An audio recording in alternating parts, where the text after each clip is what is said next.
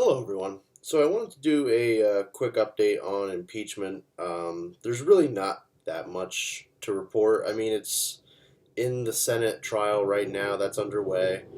Um, from what I understand, there's kind of debate and a question as to whether there's going to be witnesses up there testifying against Trump, which, this just gets back to the whole idea that this is all kind of impeachment is a political process by nature.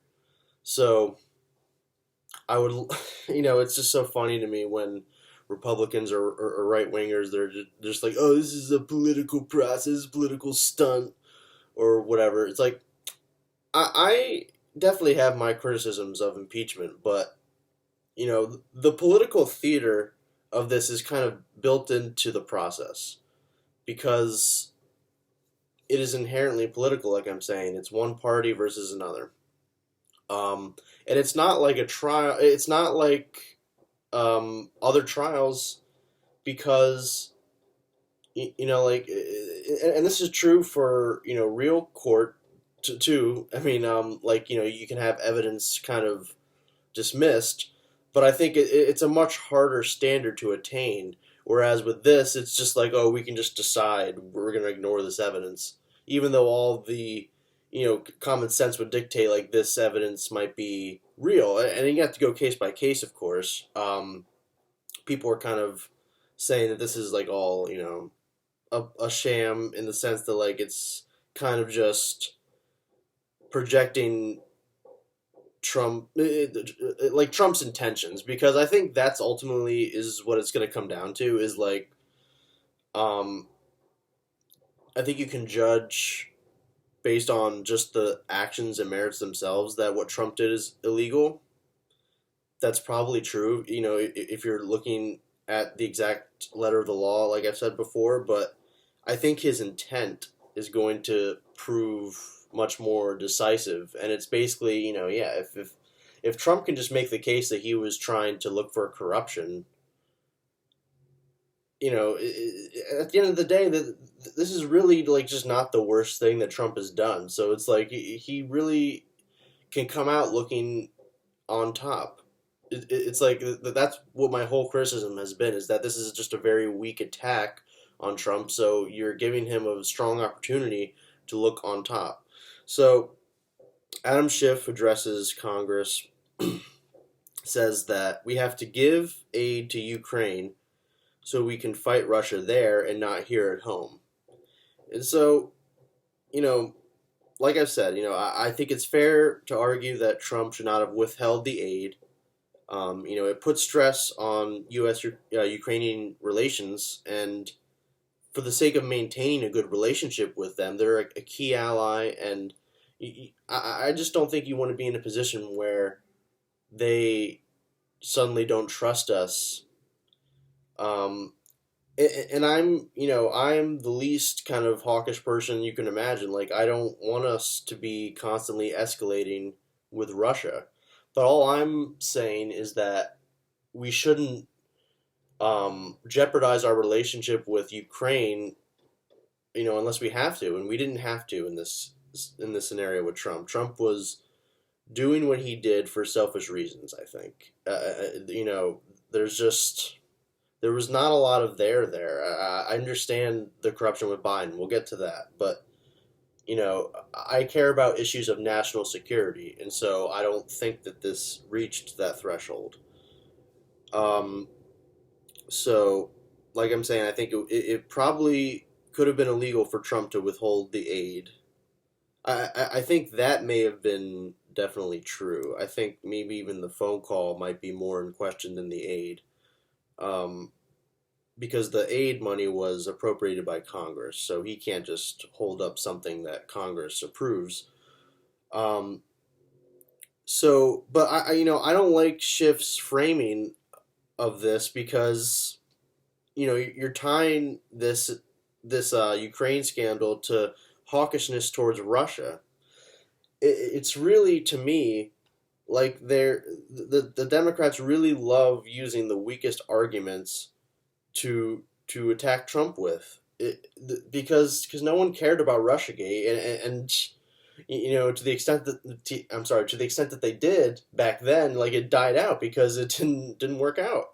So they're going back to another losing attack and just trying to combine the two. Basically, they're two losing strategies they're using. So it's like I say, it's like I could easily support impeaching Trump, even though I don't like Pence. I mean, like Pence is going to be awful to deal with, within himself. But you know, they just use the worst attacks on Trump. They there's so much more that they could go after him for, and there's a lot more evidence for. Probably the Stormy Daniels thing has a lot more evidence, and I mean that breaks campaign finance law. I suppose it might have to be a offense that was committed while he was president. I don't know if that's why they couldn't go with that, but there's plenty of other things like accepting the money from Saudi Arabia, like the emoluments clause. You can't accept gifts from foreign countries, like at all. So, you know, it doesn't matter that he's a businessman and he's like, oh, he's getting compensated for his whatever, staying at the hotel. Like, no, this is Jimmy Carter had to sell his peanut farm back in the day because there was just like an appearance of a conflict of interest. There was no one would argue that the peanut farm that belonged to Jimmy Carter was corrupt, but like this is what they were doing at the time because it was a different time. I feel like corruption is more accepted now. So I think the fact that Schiff wants to attack in this way, and it's really it's to make that comment. It's like we have to fight Russia there, so we don't have to fight them here. I mean, that's just hawkish by nature, and it's not going to get people on your side. I suppose maybe, like I've been saying, the strategy is to get Republicans on their side, like elected Republicans that are probably feeling hawkish towards Russia as well. But that just sets a bad precedent to me. It's really kind of escalating tensions in a subtle way that I hadn't quite thought of, but because of the fact that it's just not going to land very well, this attack in terms of the general public, which I've said is like always going to be pretty important, like the general consensus on it. Unless there's some kind of substantive attack that will land with the public, it's gonna just gonna be 50-50, I think. Which is pretty much where it's at. I mean, like you might have like a poll that says 55% support impeachment, but it's always gonna be around half and half. If the Democrats were actually competent and actually pointing out Trump's wrongdoing, it would be something like 70-30 support impeachment.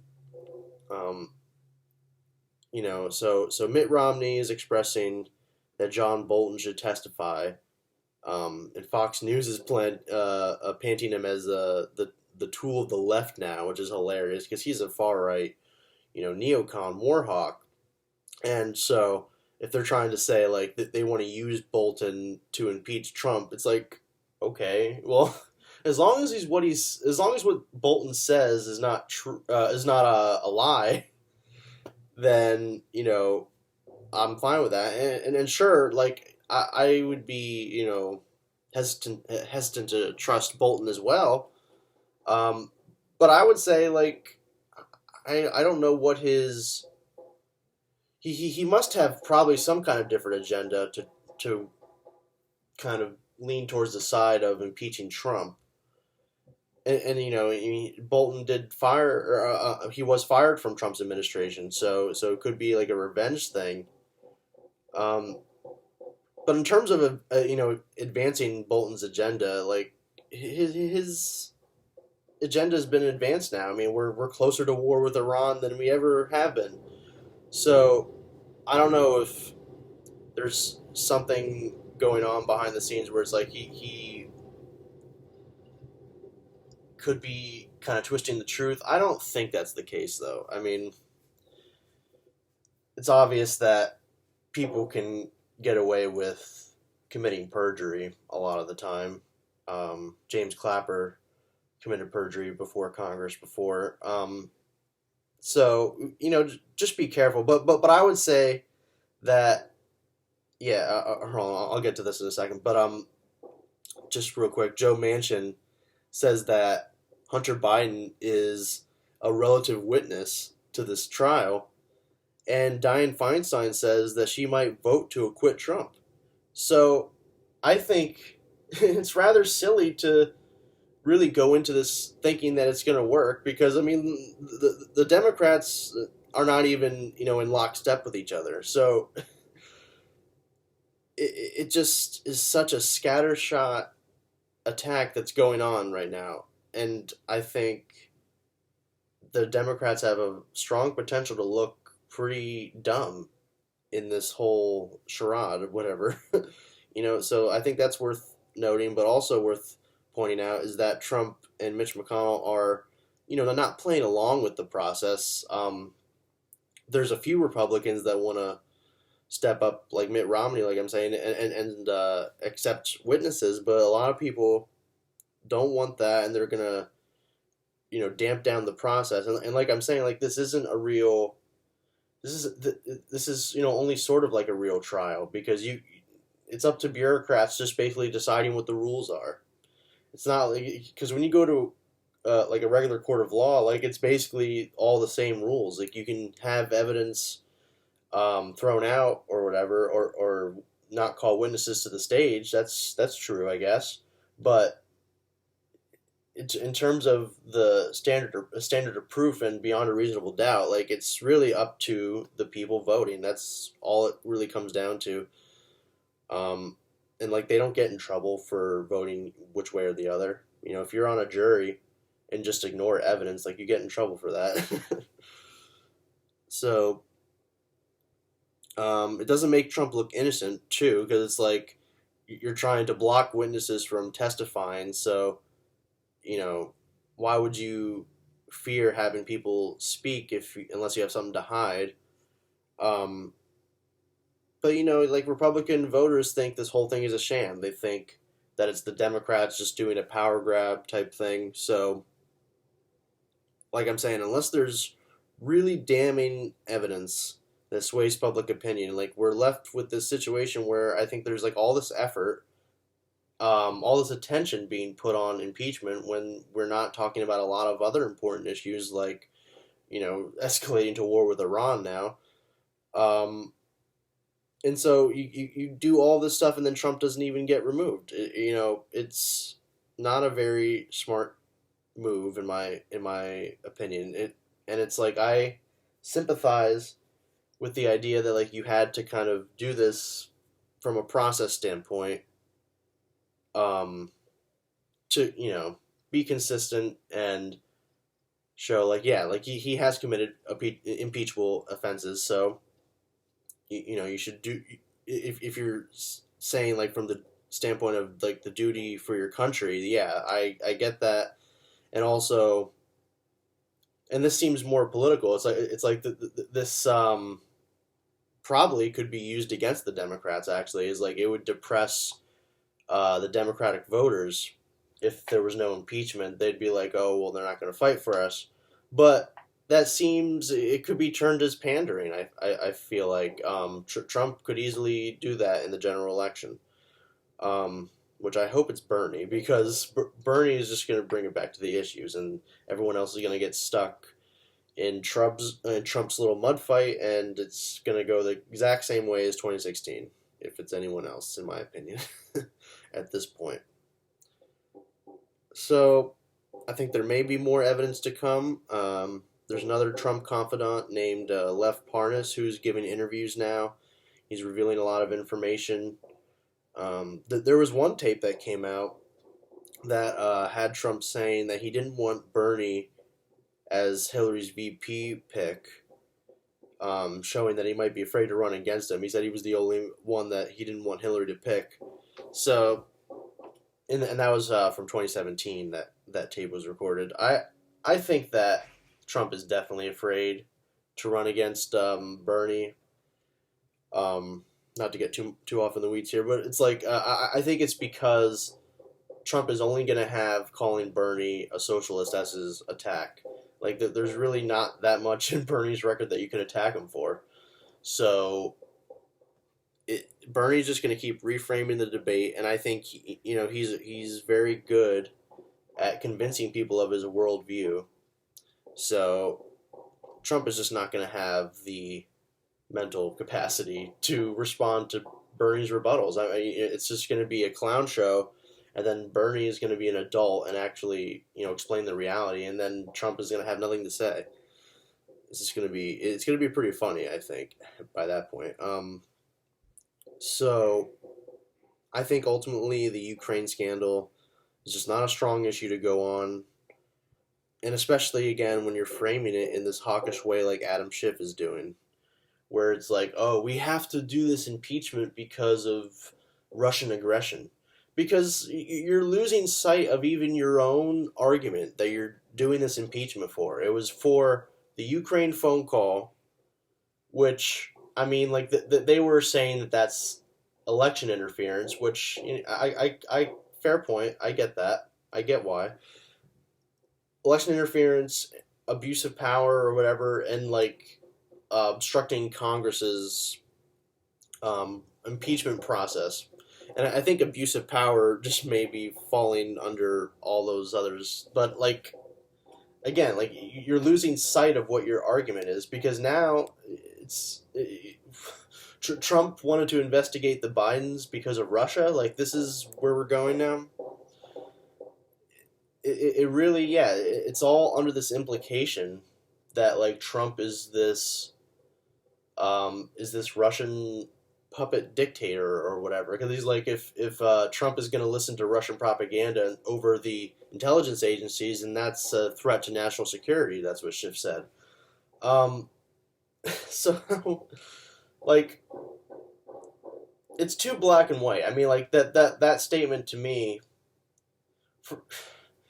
Adam Schiff could be referring to RT as Russian propaganda, just RT in general. And so, yeah, I might trust RT over our intelligence agencies. So I'm just speaking hypothetically here. I'm not saying Trump is citing RT, but, you know, logically, this just doesn't make sense to people, and they see through it. And on top of that, they don't want to be in a constant, state of aggression and tension and war with all these different countries, and now with Russia, we're I don't know, poking at them, saying that, like, we're gonna fight back against you with this impeachment process. Like, I don't really get it at all. It also doesn't really seem to sway the public support again, because Russia was just not a big issue for people. It was a big issue for big Hillary supporters, but that was it. Um, so okay. There's also an issue I just want to bring up quickly, because it does kind of apply since it's about Biden and corruption and all that. Like, Bernie's apologizing about Biden being corrupt, I think, is a big problem, because it makes him look weak to have to basically say something and then have to apologize right after. So, like, I would rather him not have to say that first. It's like, if he's gonna apologize anyways, like, just don't say the first thing, and then just kind of go around that. But I mean, Biden really is corrupt. He used his name to enrich his family. Hunter Biden should not be getting paid $83,000 to go on a Ukrainian gas company board that he doesn't know anything about natural gas. And not only that, though, like, Zephyr Teachout is an expert on corruption and wrote an article in the Guardian, I believe it was, and it detailed Biden's corruption. It was not just one thing, like, not this Ukraine thing that they were mentioning. So, this is an expert take on the matter, saying that Biden is corrupt. And so Bernie did not have to apologize for that. He should have, stuck by his guns, or just not said that Biden was corrupt in the first place and then have to apologize. I know he doesn't want to be divisive, but the problem is he can't Bernie can't be perceived as someone who's like, oh, I was this big truth teller, except now I'm gonna start kind of hedging what I say. He's got to be the truth teller 24/7. So he has to strategize a little bit better in terms of that, I would say. But yeah, in terms of impeachment, just to wrap it up, my guess is that it's not, Trump won't be removed. I've been saying that since the beginning, basically. I don't think he would be removed. Um, the only thing that could do it is if there's just so much evidence that comes out um, that makes Trump look so bad to the public that there's just like a outcry of support for impeachment, which I think is pretty unlikely because the Republicans are just going to be set in their ways. There's not going to be much that they'll be willing to accept is like really, really impeachable for Trump. So it's like he said in the beginning of his campaign, right? It's like I could shoot someone on Fifth Avenue and no one would stop supporting me or whatever he said. They're just going to chalk it up to the Democrats doing their little political sham or whatever, which is, it's a pretty silly argument, as I've said, but I think just, we have to think of this from the perspective of how is Trump going to look going into 2020? We don't want his perception to be lifted up because he survives impeachment. So that's why I've said, like, if you're going to go into this fight and you know that he won't be removed, you should be attacking him on the issues, the really horrible human rights abuses, killing a 8-year-old or 9-year-old, I don't know, girl in his first authorized raid in Yemen. Like, we should be going after strong attacks. We should use those strong attacks on Trump and not be using these like very wonky issues that no one seems to really care about. Because, like I'm saying, if it's not going to work out in terms of the process, you have to sully his public image to the point of like basically it's irreparable, which is going to be very hard. And at this point, the impeachment could be wrapped up in like a few weeks. I don't know how long it'll take if they're going to really try and milk the process and wait for the witnesses to show up. I don't know, but one would hope that he probably doesn't survive impeachment like too close to the election. So it's a little bit concerning, but we'll have to see how it turns out. I'm not putting that much faith in Adam Schiff. It's like I get where his strategy is at, but it really sets a bad precedent to me, and it's like making it about hawkishness, which is just not going to go over well with the American public, in my view.